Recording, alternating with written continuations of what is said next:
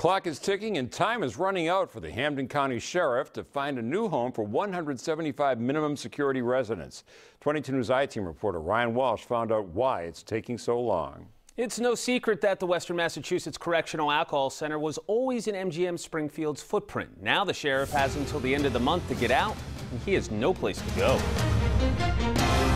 Right now, we do not have a plan, and that's what we're working on.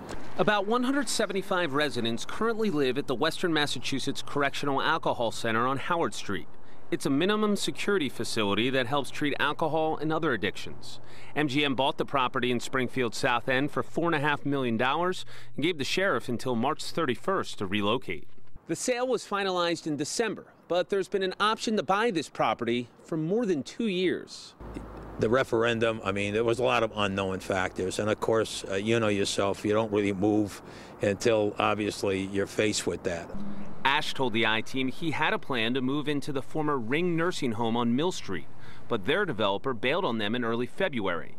Now they have to find a new developer or a new home quickly. Ash has asked the State Gaming Commission for $4 million to help pay for the move.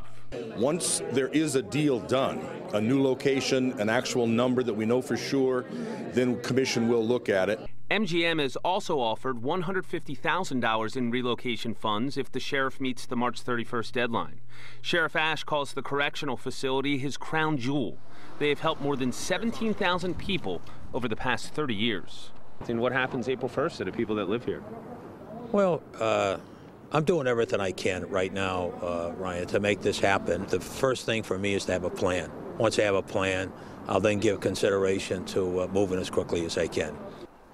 We, the taxpayers, are paying for the correctional facility and its move. The state paid $666,000 for its annual lease at Howard Street. Ash says the Mill Street property needs about $7.5 million in renovations, and it would cost around $1.1 million a year for the lease there. Ash said they are now considering options outside of Springfield, and unless he finds somewhere that's move-in ready, it could be a few months before a new facility is complete. I'm Ryan Walsh, working for you with the 22 News I-Team.